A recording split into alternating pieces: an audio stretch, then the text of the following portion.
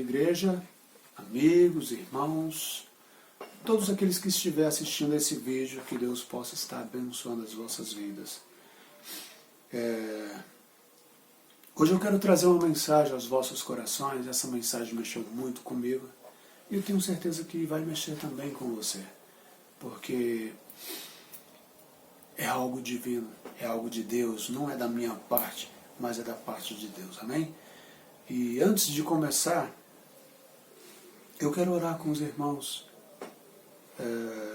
Se desprenda de tudo aquilo que vai te atrapalhar, de tudo aquilo que vai tirar o foco, tirar a tua atenção de ouvir e compreender o que Deus quer tratar contigo. Amém? Feche os seus olhos e ore comigo. Senhor, nosso Deus e nosso Pai, graças te damos, ó Deus, por até aqui ter nos ajudado, e te pedimos, ó Pai, a tua direção, que o teu Espírito Santo, ele possa entrar em nós, o teu Espírito Santo possa falar aos nossos corações, por meio dessa ministração, por meio, Senhor, desse canal de comunicação, que o Senhor possa estar falando à tua igreja e a todos aqueles que tiver acesso a esse vídeo, Pai. Que nós sejamos, ó Pai, fonte de bênção, e que aquele que estiver ouvindo, Senhor, ela seja lapidado, instruído, orientado por meio da tua santa palavra. Assim eu oro, Pai, te agradeço, em nome de Jesus, dizendo: vem Espírito Santo, vem e toma o teu lugar e faz de nós, ó Pai, vasos nas tuas mãos. Amém. O tema da mensagem que quero trazer aos vossos corações é: a cidade de Deus e o seu governo.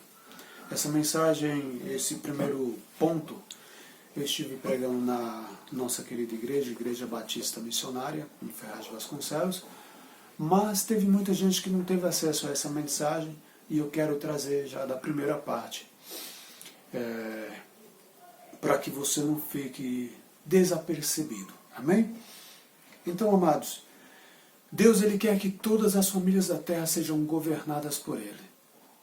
E para isso ele estabeleceu líderes, reis, sacerdotes, profetas, que realmente eram conhecidos como boca de Deus.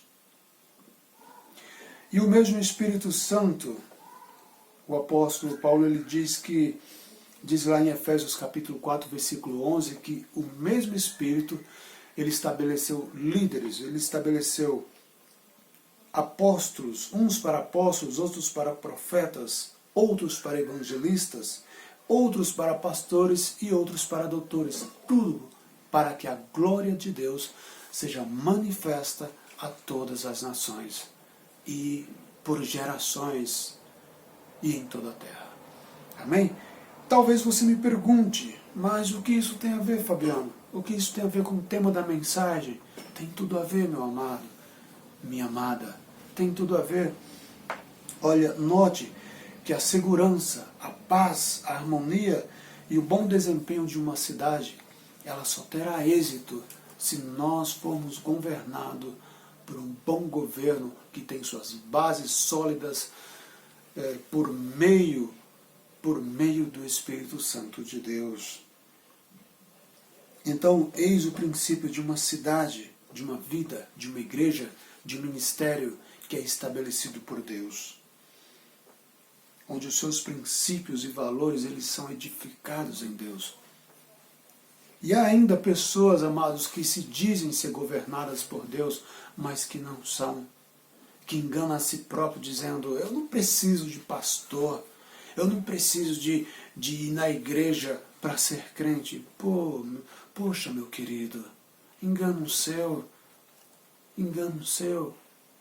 Você esqueceu do que está escrito, no que acabamos de ler, lá em Efésios capítulo 4, versículo 11, onde o Espírito de Deus, ele estabelece uns para apóstolos, outros para evangelistas, outros para pastores, outros para doutores. Para quê? Para que a glória de Deus seja manifesta. Então Deus, esses governos, eles foram estabelecidos por Deus. E nós precisamos ser orientados Veja só, não existe pastores sem ovelhas e também não existe ovelhas sem pastores. Porque facilmente essa ovelha vai se dispersar, ela vai fugir e ela vai ser devorada por algum lobo. Então é necessário sermos governados, orientados por um pastor, por líderes e etc. Aqueles que estão à frente deste governo divino. Amém? Então, nessa minha introdução, eu quero deixar claro uma coisa, que a insubmissão, ela é um sinal de que tal vida, ela não está sendo governada por Deus. Então, vejam só, amados, tem dois tipos de cidade que é governada por Deus. Tem a cidade que ela vive segundo os parâmetros divinos, e existe a cidade que é governada pelo pecado. Em qual dessas duas você se encaixa, meu irmão, minha irmã? Fique isso como reflexão. Houve uma cidade que ela se achava imponente, arrogante, prepotente, cheia de si, cheia de ego. E um dia essa cidade, ela conheceu o Deus de Davi. Ela achava que por estar em altas muralhas, por ser fortificada, ela jamais seria destronada, ela jamais seria derrubada. Mas grande foi o seu fracasso, grande foi a sua queda. E eu quero ler com você, meu amado irmão, minha amada irmã. Abra sua Bíblia em 1 Crônicas, capítulo 11, versículo do 1 até o 9. 1 Crônicas, capítulo 11, versículo do 1 até o 9. Amém? Diz assim a palavra do Senhor.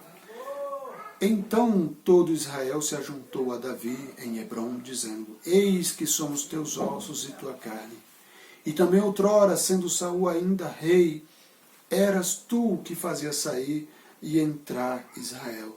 Também o Senhor teu Deus te disse: Tu apacentarás o meu povo, Israel, e tu serás chefe sobre o meu povo, Israel. Também vieram todos os anciãos de Israel ao rei, a Hebrom, e Davi fez com eles aliança em Hebrom perante o Senhor, e ungiu a Davi rei sobre Israel, conforme a palavra do Senhor, pelo ministério de Samuel. E partiu Davi e todo Israel para Jerusalém, que é Jebus, porque ali estavam os jebuseus habitantes da terra. E disseram os habitantes de Jebus, dizendo a Davi: Tu não entrarás aqui. Porém Davi ganhou a fortaleza de Sião, que é a cidade de Davi. Porque disse Davi: Qualquer que primeiro ferir os jebuseus será chefe e capitão. Então Joabe, filho de Zeruia, subiu primeiro a ela, pelo que foi feito chefe. E Davi habitou na fortaleza, por isso foi chamada a cidade de Davi. E edificou a cidade ao redor, desde Milo até o circuito, e Joabe renovou o restante da cidade. Agora eu quero que você preste atenção no versículo de número 9. Veja qual foi o sucesso de Davi. Onde estava a fortaleza de Davi? Versículo de número 9, ele é enfático, ele vai destacar onde estava a fortaleza de Davi, onde estava a força de Davi, o êxito dele. E Davi tornava-se cada vez mais forte. Por quê? Porque o Senhor dos Exércitos era com ele. Amém? Então, amados, essa cidade chamada Jebus, ela conheceu o Deus de Davi. Essa cidade, ela era prepotente. Ela se achava tal, mas ela foi destronada. Ela foi destronada pelo Deus de Davi. Amados, a arqueologia, ela nos dá o destaque acerca dessa cidade de Jebus. Diz aqui, ó: Jebus era fortificada por duas fortes muralhas. O seu nome, em hebraico, ele significa pisada ou lugar de debulhar. E Moody, nos seus comentários, ele vai falar assim, ó, que esse nome, Jebus, ele era muito antigo, muito antigo. E essa referência está lá em Gênesis 14, 18, que ela é atribuída a Salém. Salém, lembra de Salém? Do sacerdote, do sumo sacerdote Melquisedeque, sacerdote do Deus Altíssimo. Então Moody ele vai fazer essa referência. E ele vai dizer também que os habitantes eram descendentes de amorreus e heteus. Diz ainda que a sua defesa ela dependia de suas vantagens naturais fora do comum. E que estava situada no Monte Sião, um monte cercado de profundos vales por 3 lados. Agora eu quero dar uma simples reflexão acerca dessa cidade imponente. Essa cidade, amados, vejam só, ela estava numa colina cercada por vales. Ela estava num lugar de destaque, onde ela via o perigo de longe e poderia muito bem lutar contra tudo isso. Então, bastaria o rei falar: arqueiros, se posicionem, está vindo inimigos contra nós, lancem as suas flechas, os seus dardos, e acabaremos com todos. Então, por isso eles se achavam impenetráveis. Por isso eles se achavam os poderosos, os maiorais. Mas note, amados, que a fortaleza da cidade, ela não está no seu poderio, ela não está na sua força, ela está em Deus. E se essa cidade não tiver Deus como seu governo, triste vai ser a sua queda. Amém? Então vejam só. No primeiro ponto eu quero tratar acerca da cidade sem Deus. Ela deve ser invadida, ela deve ser tomada e saqueada. Talvez você pense, poxa, Fabiano, mas que ponto forte, dizendo que a cidade ela tem que ser tomada e saqueada. A cidade sem Deus ela tem que ser destruída, amado, porque quem mora ali é o pecado. O pecado só produz morte. Veja comigo, a cidade que é governada pelo pecado, ela só acumula para si a mentira, a perdição e a ruína. Os jebuseus eles eram politeístas, ou seja, eles adoravam a vários deuses. E eles praticavam idolatria e rituais que contaminou a muitos homens. A sua idolatria ela era sem precedentes. Eles praticavam orgias em todo tipo de depravação. E vejam só, amados, o ponto que causou a queda dessa cidade. O ponto que causou a queda dessa cidade. Eles não aprenderam com os israelitas a cumprir e obedecer às leis do Senhor. Antes, eles induziram muitos ao pecado. Então, eis o grande motivo da queda dessa cidade. Porque eles desprezaram aquilo que era sagrado, aquilo que era realmente relevante. As muralhas da cidade sem Deus e as suas fortalezas, elas servem apenas para guardar o mal e enaltecer o pecado. Então, essa cidade ela precisa ser destronada, ela precisa ser tomada por Deus e se libertar desse governo iníquo chamado pecado. Lance fora os ídolos, lance fora o pecado, meu irmão. Isso só vai atrasar a sua vida. Isso só vai te trazer mal, só vai trazer perdição para a tua alma. Liberte desse governo iníquo. Dê lugar a Deus, ao Espírito de Deus, e não a espírito de mentira. Seus alicerces devem ser derrubados e reconstruídos sobre a rocha que é Cristo. O nosso Senhor Jesus, quando Ele estabeleceu o seu governo aqui na terra, Ele disse assim, olha, veja só, o Espírito do Senhor está sobre mim, Ele me ungiu para evangelizar os pobres, para proclamar libertação aos cativos e restaurar a vista aos cegos, pôr em liberdade os oprimidos e apregoar o ano aceitável do Senhor. Esse é o modelo de governo a ser seguido e a ser copiado. É o governo de Cristo, aquele que lança fora o que é iníquo, aquele que lança fora o pecado, a imoralidade e tudo aquilo que não presta. É aquele governo que vem pregoar justiça, paz e livramento. Aquele governo que vem apregoar o ano aceitável do Senhor. Faça a diferença, meu irmão, minha irmã. Não permita que o pecado dos cananeus te influencie. Não permita que as orgias, não permita que aquilo que está operando lá fora, lá no mundo, ele venha te influenciar.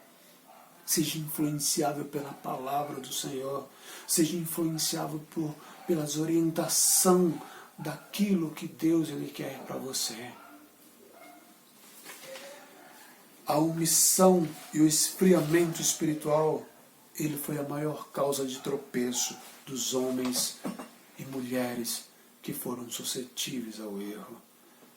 Então notem muito bem isso, amados, se afastem de tudo aquilo que causa perdição e ruína. Apegue-se a Deus, dê lugar a Deus. Amém? Eu quero estar encerrando esse primeiro ponto, dizendo assim: permita que o governo divino ele seja o precursor da sua vida. Permita que o governo divino ele esteja atuando na tua vida. Lance fora o pecado e dê lugar para Deus, dê lugar ao Espírito Santo de Deus, para que ele possa conduzir a sua vida de maneira justa, de maneira correta, de maneira que venha agradá-lo. Amém? Glória a Deus, louvado seja o nome do Senhor.